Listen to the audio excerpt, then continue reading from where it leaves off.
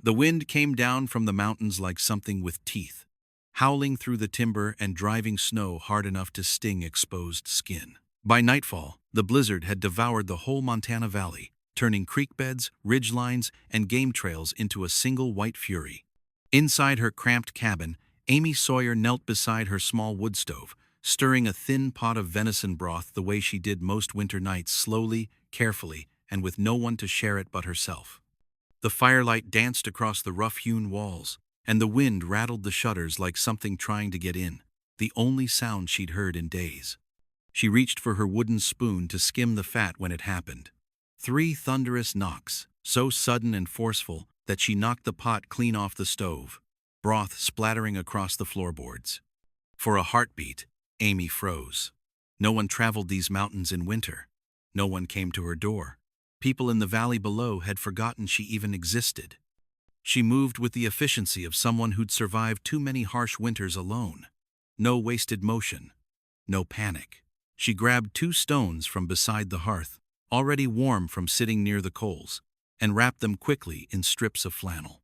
She placed one at the boy's feet, the other against his small belly, then pulled her heaviest quilt over him, tucking it tight around his body. "What's his name?" she asked, her voice steady despite the urgency thrumming through her veins. "Tommy," the man said hoarsely. "His name is Tommy. How long has he been like this?" "I don't know," the man's voice cracked. "We were riding when the storm hit. He stopped talking maybe an hour ago. Then he just stopped moving. I tried to keep him warm, but..." His words broke off into silence. Amy grabbed a basin of water she'd heated earlier, dipped clean cloths into it, wrung them out, and began pressing them gently against Tommy's hands and arms, coaxing blood back into frozen extremities. The man stood frozen beside the bed, fists clenched at his sides, shoulders rigid with helplessness. "He's breathing," Amy said after what felt like an eternity, her fingers pressed against the boy's wrist. "His pulse is weak, but it's there. That's good. That means we can bring him back." The man's knees seemed to give out. He sank onto the floor beside the bed, one trembling hand covering his face. "He has to be all right," he whispered, more prayer than statement. "He's all I have."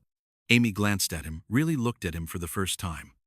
Beneath the snow and exhaustion, she saw a man carrying more than just the weight of the storm. She saw fear. Bone-deep, soul-crushing fear of a father facing the unthinkable. "He'll make it," Amy said, her voice firm with a conviction she forced herself to feel. "I won't let him die, not tonight, not while there's breath in my body." She turned back to Tommy, working with swift, sure hands, and the man beside her finally allowed himself to believe that maybe, just maybe, he hadn't lost his son to the merciless Montana cold. Tommy woke near dawn with a gasp that sounded like drowning. His eyes flew open, wild and unfocused, darting around the unfamiliar cabin like a trapped animal searching for escape. Amy, who had been dozing in the chair beside the bed, sat up immediately, her hand reaching out in a gesture meant to soothe. The boy recoiled as if she'd struck him. "You're safe," Amy said quietly, keeping her voice low and steady. "You're in my cabin. Your father brought you here during the storm. Do you remember?" Tommy's chest heaved with rapid, shallow breaths. His gaze found Elmer, who had been sleeping on the floor near the stove, wrapped in Amy's spare blanket. The sight of his father seemed to ground him, but only barely. He pushed himself upright, clutching the quilt around his thin shoulders, and swung his legs over the side of the bed. "I want to go home," he said, his voice tight and brittle. "The storm hasn't passed yet," Elmer said gently, rising to his feet. "We'll leave as soon as it's safe." Tommy didn't answer. He stood on shaking legs and walked toward the small shelf where Amy kept her few precious books. He ran his hand along the spines, then without warning, shoved hard. 3 books tumbled to the floor with a heavy thud. Amy watched but said nothing. Tommy glanced at her, as if waiting for the blow, the shouting, the punishment. When none came, his face twisted with something darker than anger. He kicked the water bucket near the door. It tipped, sloshing cold water across the floorboards. Still, Amy remained silent, only rising to grab a rag and begin mopping up the mess. "Tommy, that's enough," Elmer said sharply, his tone hardening. "This woman saved your life. You will show respect." "I didn't ask her to," Tommy shot back, tears suddenly bright in his eyes. "I didn't ask for any of this." Before Elmer could respond, the boy bolted. He yanked open the door and disappeared into the white world beyond, wearing only his thin undershirt and pants, his boots unlaced. Elmer started after him, but Amy grabbed his arm. "Let me," she said. She pulled on her coat and followed Tommy's frantic footprints through the snow. She found him huddled near the frozen creek, arms wrapped around his knees, shaking violently from cold and something far deeper. Amy approached slowly, the way one might approach a wounded creature, and sat down on the icy rock beside him, without touching him. For a long moment, neither spoke. The wind had died to a whisper, and the world felt suspended in cold silence. "Why did you help me?" Tommy finally asked, his voice barely audible. "You don't even know us." "Because no child should freeze to death on Christmas Eve," Amy said simply. "And because I know what it's like to be alone and scared." Tommy's shoulders shook with a sob he tried to swallow. "My mom doesn't even look at me anymore. She acts like I'm not there. Dad talks to people, and I get scared he'll forget about me too. I thought," his voice cracked, "I thought you were trying to take him away." Amy's chest tightened with recognition. She knew this fear.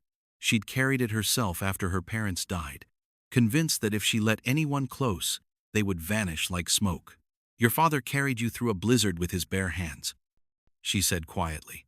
"Men don't do that for children they plan to forget. And I'm not here to take him from you, Tommy. I'm here to make sure you're both safe. That's all." Tommy turned to look at her, his young face streaked with tears and snow. "Promise?" "I promise." He leaned into her then, small and trembling, and Amy wrapped her arms around him, shielding him from the wind. They sat that way until his shaking subsided, until the tears stopped, until something in him finally let go. When they returned to the cabin, Elmer was waiting at the door, his face etched with worry. Tommy walked straight to him and buried his face against his father's chest. Elmer held him tightly, his eyes meeting Amy's over the boy's head. "Thank you," he mouthed. Amy nodded and closed the door against the cold. For the first time in longer than she could remember, her cabin felt less like a prison of solitude, and more like a place where broken things might begin to heal. The storm broke on the third morning, leaving the world crystalline and silent under a sky so blue it hurt to look at.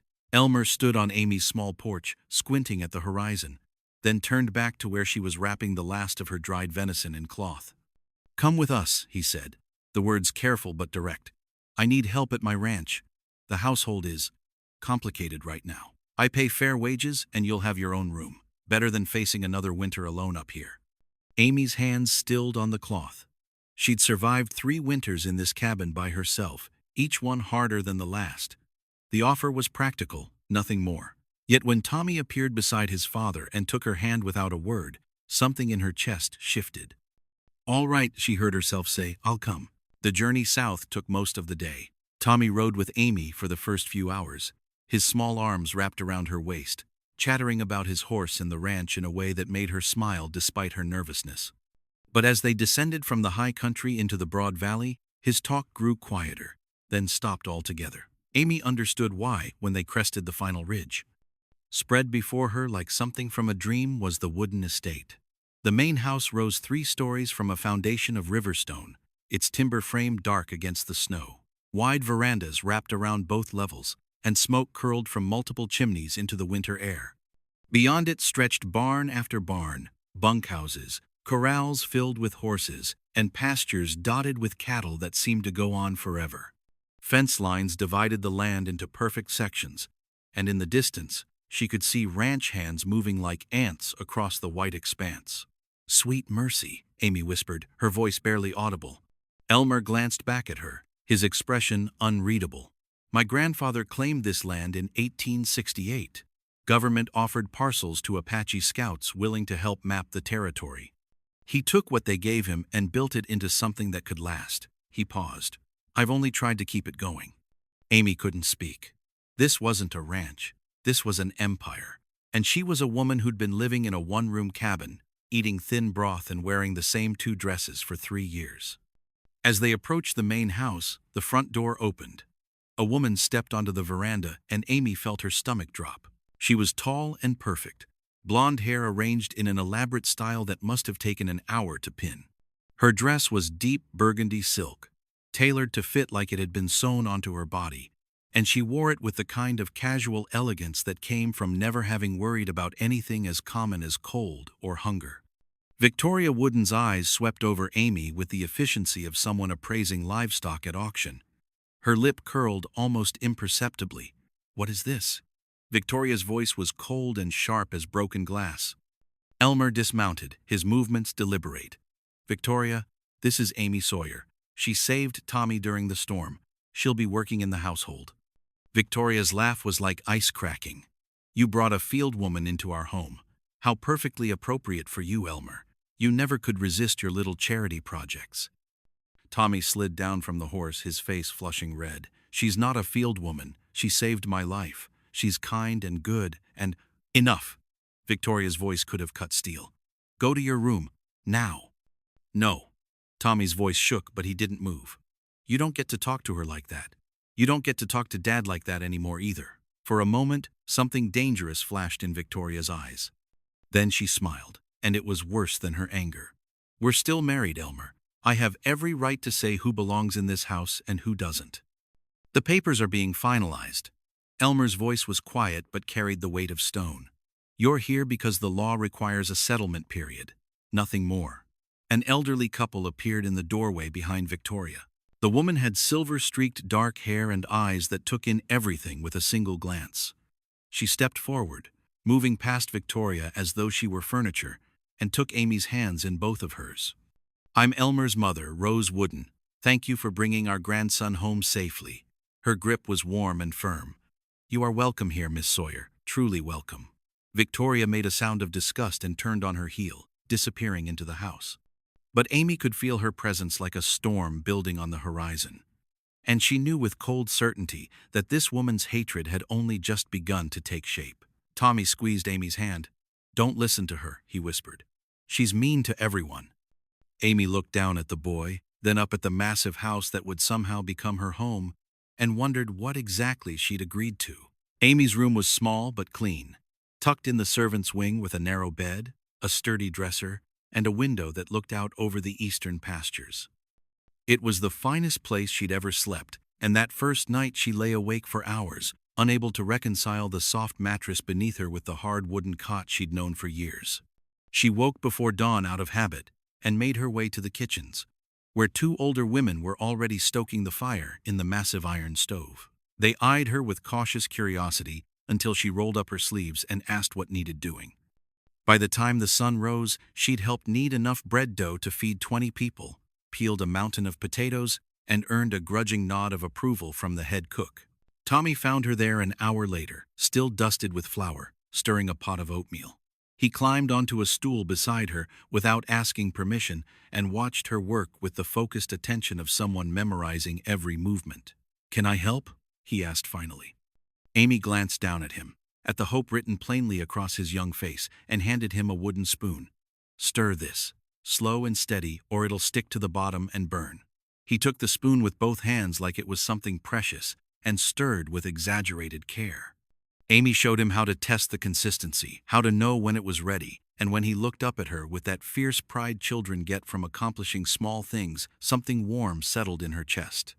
Elmer appeared in the doorway a few minutes later, ostensibly to check on Tommy, but his eyes found Amy and stayed there. He watched her teach his son to crack eggs with one hand, watched her wipe flour from Tommy's nose with the corner of her apron, watched the easy way they moved around each other, like they'd been doing this for years instead of days. "You're good at this," he said quietly. Amy looked up, surprised. "At cooking?" "At being patient with him." Elmer stepped further into the kitchen, his broad shoulders filling the doorway. "He trusts you. That's not something he gives easily anymore." Amy didn't know what to say to that, so she turned back to the stove and focused on the oatmeal. But she felt the weight of his gaze like warmth from the fire. The days fell into a rhythm. Amy worked alongside the kitchen staff, learning the household's routines, earning their respect through competence and lack of pretense. Tommy appeared at every opportunity, hovering close, asking questions, helping with whatever task she'd allow. And Elmer found reasons to linger, bringing firewood that didn't need bringing, checking on Tommy when the boy was obviously fine, asking Amy's opinion on things that had nothing to do with kitchen work. One evening, they worked together to repair a wobbly shelf in the pantry. Tommy held the nails, Elmer hammered, and Amy steadied the wood.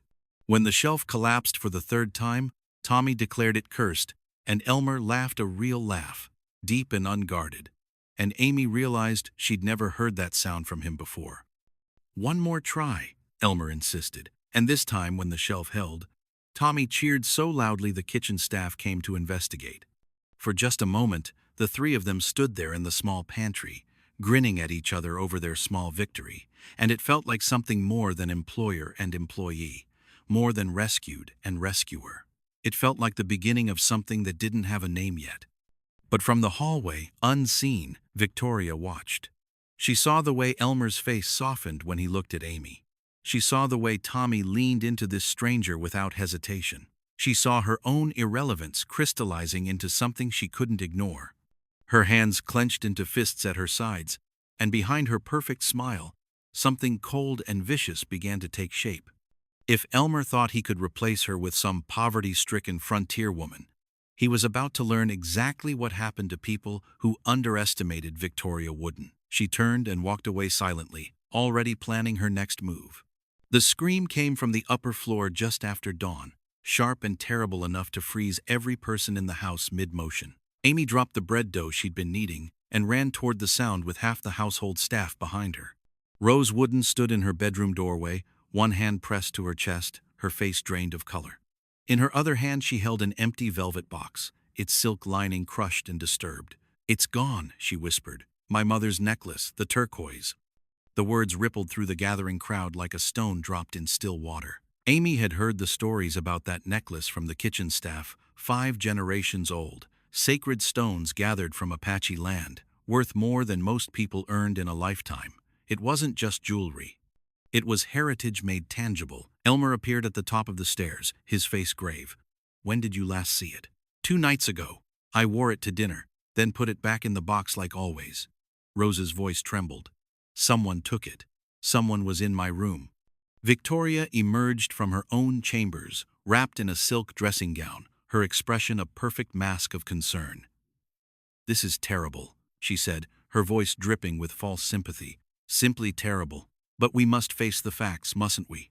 She paused, letting her words settle like poison. "Amy is the only outsider in this house." The air left Amy's lungs in a rush. "She came from nothing," Victoria continued, her tone reasonable, almost kind. "That necklace could feed her for a year. It's not a judgment of character, just simple logic." "She wouldn't." Tommy's voice cut through the murmuring crowd. He pushed past the adults and grabbed Amy's hand, his grip fierce. "She didn't take anything. She wouldn't." Victoria's smile was gentle, pitying. "The boy is attached to her. He can't see clearly. We must search her room, Elmer, for Rose's sake. Surely you understand."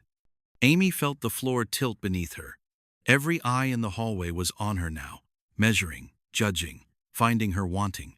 She'd seen this before in other places. Other times the way poverty made you guilty before any crime was committed. Elmer stood silent for a long moment, his jaw tight. "Search her room," he said finally, and Amy's heart shattered. The foreman and 2 ranch hands followed her to the servants' wing. She stood in the doorway while they went through her trunk, checked under her mattress, opened the single dresser drawer that held her few belongings. One of the men pulled open the bottom drawer, and his face went pale. "Found it," he said quietly, lifting out the turquoise necklace. It caught the morning light, blue-green stones gleaming like accusation. Amy couldn't breathe. "I didn't put that there. I swear on everything holy I didn't." "Of course you didn't, dear." Victoria's voice was silk over steel. "It simply walked into your drawer all by itself." Tommy was crying now, his small body shaking. "Dad, please, she didn't do it. I know she didn't." But Elmer stood frozen, staring at the necklace in the foreman's hand. For one terrible heartbeat, doubt flickered across his face, and Amy felt something break inside her chest. Then Elmer's eyes met hers, really met them. And whatever he saw there, the devastation, the raw honesty of someone wrongly accused, changed something in his expression. "Search Victoria's room," he said, his voice deadly calm. The color drained from Victoria's face. "What?" "You heard me. If we're searching for thieves, we search everyone. How dare you accuse me? Now." The ranch hands hesitated only a moment before moving toward Victoria's wing. She followed, shrieking protests, but Elmer's authority was absolute. Minutes crawled by like hours. Then the foreman emerged, holding a small leather pouch, the original case for the necklace. He opened it. Inside was a handkerchief, delicate and embroidered. Amy's handkerchief, the one Victoria had borrowed days earlier claiming she had a nosebleed. The truth hit like a physical blow. Victoria had planted the necklace in Amy's drawer and kept the pouch as insurance, complete with Amy's handkerchief to seal her guilt. Rose stepped forward, her eyes blazing. "Get out of my house." "You don't understand," Victoria started, her composure finally cracking. "She's nobody. She's out." Elmer's voice could have cut stone. "Now." Victoria's beautiful face twisted with rage. "You'll regret this. Choosing some filthy poverty rat over your own." "You were never my wife," Elmer said quietly. "You were a mistake I'm finally correcting." After Victoria was escorted away, still screaming threats, Rose took Amy's trembling hands in hers and pressed the turquoise necklace into her palms. "You have more honor than that woman ever possessed," she said. "Thank you for staying." Amy couldn't speak. She could only nod as tears finally broke free. Victoria's departure left a silence in the house that felt like the air after a fever breaks. The rooms seemed to breathe easier. The staff moved without that constant wariness. And Tommy laughed more readily, the sound no longer shadowed by his mother's cutting presence. Amy found herself invited to the family table for supper instead of eating in the kitchen. At first, she resisted, uncomfortable with the shift. But Rose simply set an extra plate beside Tommy and raised an eyebrow that dared her to argue. So Amy sat, stiff and uncertain, until Tommy started telling a story about a calf born that morning, and she forgot to feel out of place. The winter deepened, but inside the wooden house, warmth settled into corners that had been cold for years. Amy still worked in the kitchens, but now the staff asked her opinion on meals, included her in their gossip, treated her less like an outsider and more like family. Tommy shadowed her everywhere, content to simply be near her while she worked, occasionally helping, but mostly just existing in her orbit like a small moon. Elmer found more reasons to be wherever she was. He'd appear in the kitchen with an armload of firewood that didn't need carrying, or linger in the doorway watching her teach Tommy to measure ingredients, or ask her thoughts on matters that had nothing to do with household work. The conversation stretched longer each time, moving from pleasantries to real things. Her memories of her parents, his dreams for Tommy's future, the weight of carrying a legacy neither of them had asked for. One evening, they sat by the fire in the main room, while Tommy dozed against Amy's shoulder, his small body heavy with the kind of sleep that only comes when a child feels completely safe. Elmer poked at the logs, sending sparks spiraling up the chimney, then settled back in his chair with a heaviness that spoke of words needing to be said. "I stayed with Victoria for 3 years longer than I should have," he said quietly, staring into the flames. "Told myself it was for Tommy, that he needed both parents. But the truth is, he was suffering more from watching us tear each other apart than he would have from a clean break." Amy shifted carefully, trying not to wake the boy. "You can't blame yourself for trying. She married me for the ranch, for the money. I knew that going in." Elmer's jaw tightened. "But I thought if I just worked hard enough, proved myself enough, she'd eventually see me as more than a means to wealth and status." Stupid looking back. "Not stupid," Amy said softly, hopeful. "There's a difference." He looked at her then, really looked, and something in his expression made her breath catch. "You saved more than Tommy's life that night," he said. "You saved the part of him that still believes people can be good. And you saved the part of me that was starting to forget what kindness without conditions looked like." Amy didn't know what to say to that.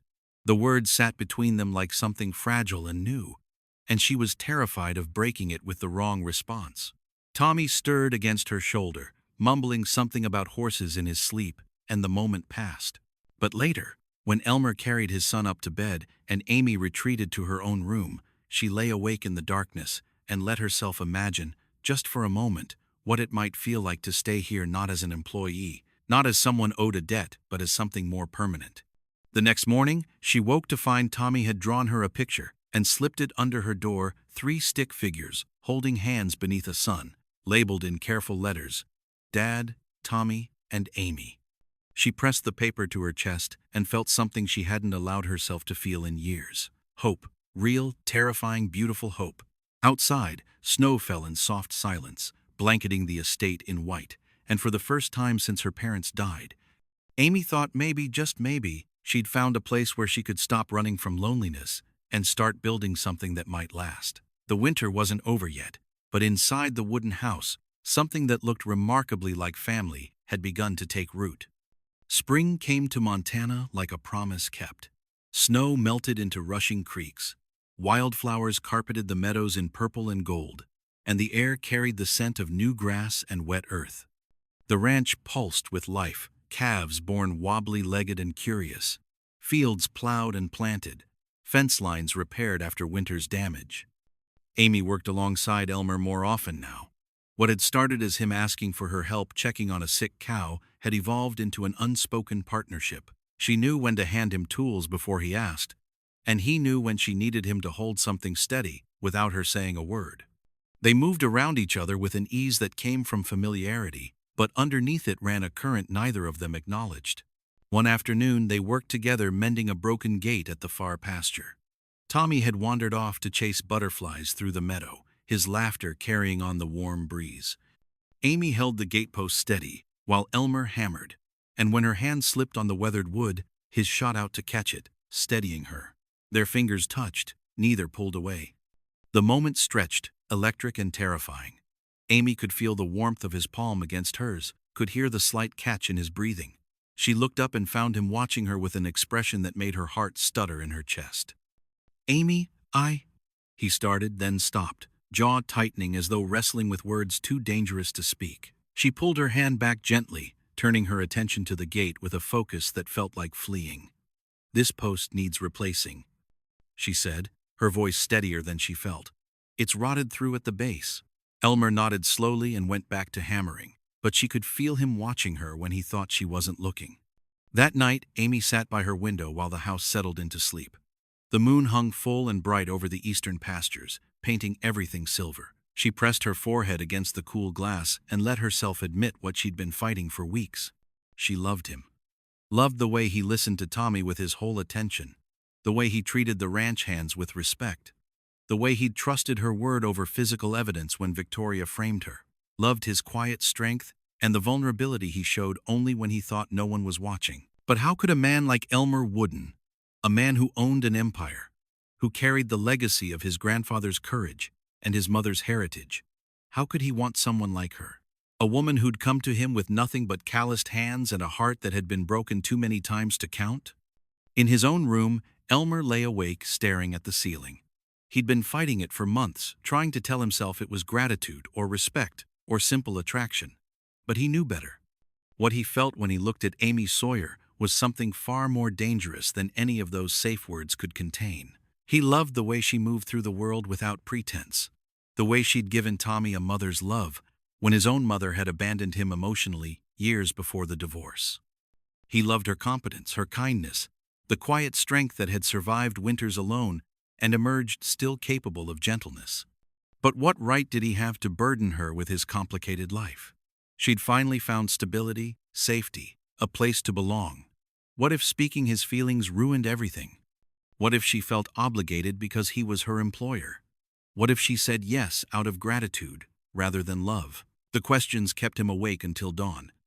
The next morning, they worked side by side again, both careful not to let their hands touch, both hyper-aware of every accidental brush of shoulders, every shared glance that lasted a heartbeat too long. Tommy watched them with the knowing expression children get when adults think they're being subtle, and he smiled to himself like someone keeping a very good secret. Rose watched too from the kitchen window and shook her head with the exasperated fondness of someone who'd seen this dance before. "Just tell each other already?" she muttered to the empty kitchen, but neither of them was ready yet. The words sat unspoken between them, growing heavier with each passing day, and spring bloomed around them like the world was waiting for them to finally be brave enough to reach for what they both wanted. Tommy cornered Amy while she was putting him to bed, his small face serious in the lamplight.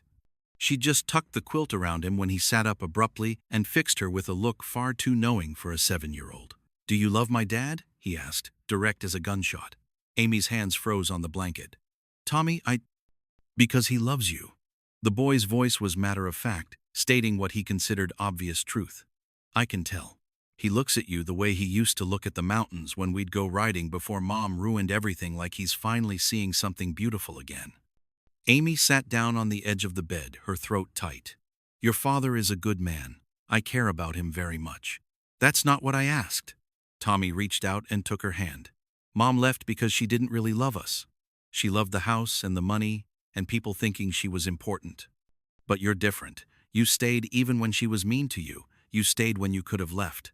He squeezed her fingers. So do you love him? The question hung in the air between them, demanding honesty. Amy looked at this brave, wounded boy and knew she couldn't lie to him. Yes, she whispered, I do. Tommy smiled, bright and fierce. Then you should tell him. He needs to hear it. After Tommy finally fell asleep, Amy stood on the back porch, staring at the stars scattered across the Montana sky like spilled salt. Her heart hammered against her ribs, and she was so lost in thought she didn't hear Elmer approach until he was standing beside her. Couldn't sleep either, he asked quietly. She shook her head, not trusting her voice. They stood in silence for a long moment, the night air cool against their skin, the distant sound of cattle settling in the fields. Then Elmer turned to face her, and in the moonlight, she could see something raw and unguarded in his expression. I don't know how to do this gracefully, he said, his voice rough with emotion. So I'll just say it plain. I'm in love with you, Amy. I think I started falling the moment you pulled me and Tommy inside your cabin and fought death itself to save his life. He took a breath. And I need you to know that, even if you don't feel the same, even if this makes everything complicated and you want to leave, I needed you to know the truth. Amy felt tears prick her eyes. Elmer, you don't have to say anything, he interrupted gently. I just couldn't keep it inside anymore. Whatever you decide, I'll respect it, but I had to tell you. Stop talking, Amy said, and reached for his hand. He fell silent, his fingers closing around hers with a tenderness that made her chest ache. I've been alone for so long, she said, her voice trembling. I forgot what it felt like to belong somewhere. I forgot what it felt like to wake up and not be afraid of the silence. But with you and Tommy, her voice broke. I don't feel alone anymore. I feel like I finally found something worth staying for. Amy, I love you, she said, the words tumbling out like they'd been held back too long. I love you, and I'm terrified because I don't know how to do this either. I'm just a woman who came from nothing, and you're your everything, Elmer. You own an empire. You carry your grandfather's legacy, and I'm nobody. You're not nobody. He stepped closer, his free hand coming up to cup her face with a gentleness that stole her breath. You're the woman who saved my son's life. You're the woman who gave Tommy back his ability to trust. You're the woman who made me believe in partnership again after years of hollowness. His thumb brushed away a tear from her cheek. You're not nobody, Amy Sawyer. You're everything I didn't know I needed. She rose on her toes and kissed him, and he pulled her close, holding her like she was something precious he'd been searching for his whole life. When they finally broke apart, both breathing hard, she rested her forehead against his chest and felt his heart thundering beneath her palm. Stay, he whispered into her hair. Not as an employee, not as someone I'm indebted to. Stay as the woman I choose, as the woman I love. Yes, she said, the words simple and sure, yes. Above them, the stars wheeled across the sky, and inside the house, Tommy smiled in his sleep. Christmas Eve arrived with the kind of quiet snowfall that made the world feel suspended in glass. Amy stood in the kitchen kneading bread dough, the familiar rhythm grounding her, as it had that night a year ago, when 3 desperate knocks changed everything. She smiled at the memory, at how far they'd all traveled since then.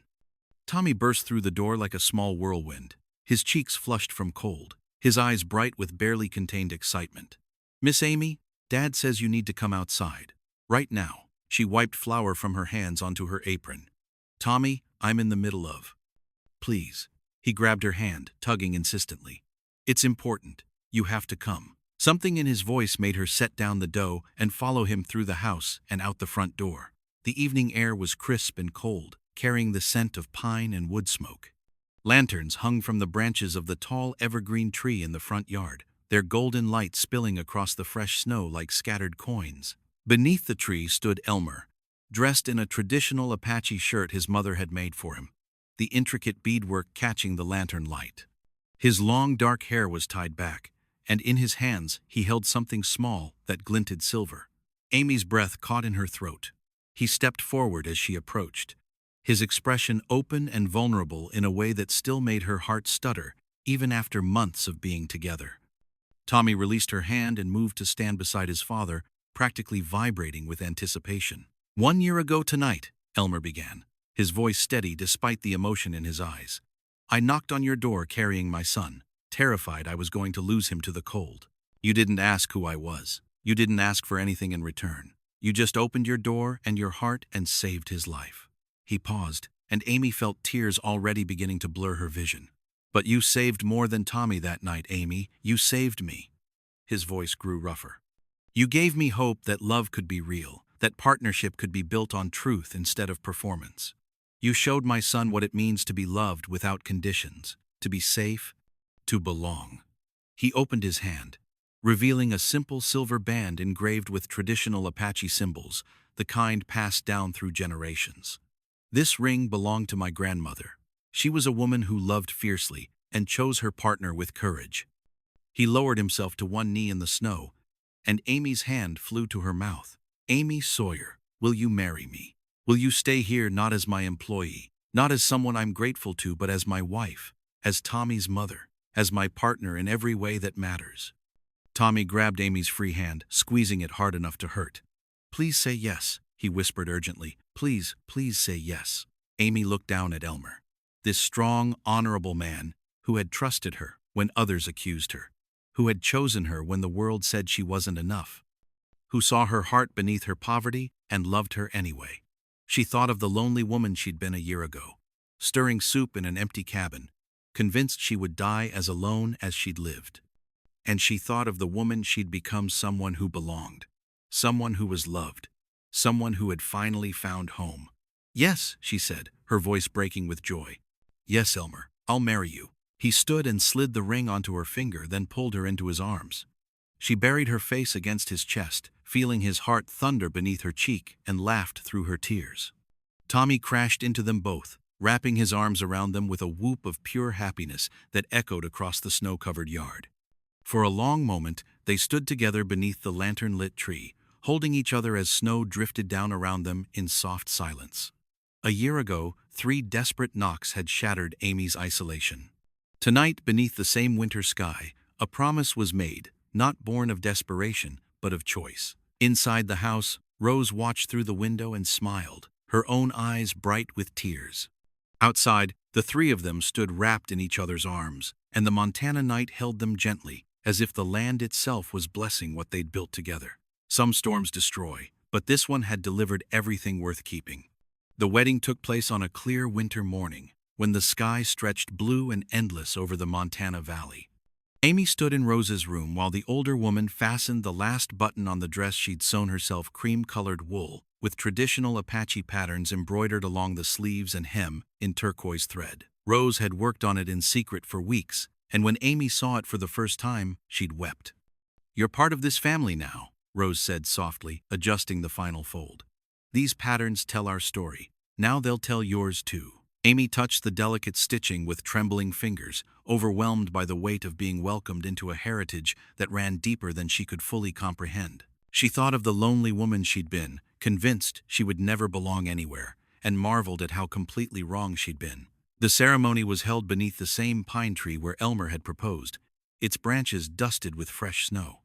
Ranch hands gathered in a semicircle, along with neighbors from the valley who'd made the journey despite the cold. Tommy stood between his parents-to-be, dressed in his finest clothes, holding both their hands with a grip that said he had no intention of ever letting go. Rose conducted the ceremony in both English and Apache, her voice carrying across the still morning air. She blessed their union, with words that spoke of partnership and courage, of choosing each other daily, of building something that would outlast them both. When she tied a length of braided leather around their joined hands, Amy felt the significance of it settle into her bones. This was more than a promise. It was a binding. Elmer's voice was steady when he spoke his vows. "I promise to see you, Amy, to honor who you are, not who the world says you should be. I promise to stand with you, to build with you, and to love you not because of what you have, but because of who you are." Amy's voice shook, but the words came clear. "I promise to trust you, to believe that I belong here, with you, with Tommy, with this family. I promise to stop running from connection and to start building something that lasts. I promise to love you not despite my fear, but through it." When they kissed, Tommy cheered so loudly that the gathered crowd erupted in laughter, and the sound echoed across the snow-covered fields like a blessing. That evening, as the sun set and painted the sky in shades of orange and gold, the three of them sat together on the front porch, wrapped in heavy blankets. Tommy dozed between them, his head resting on Amy's lap, his small hand still clutching a piece of wedding cake. The ranch hands had returned to their work, the neighbors had made their way home, and the house had settled into peaceful quiet. "You warm enough?" Elmer asked, his arm around Amy's shoulders. She nodded, though it wasn't the blanket keeping her warm.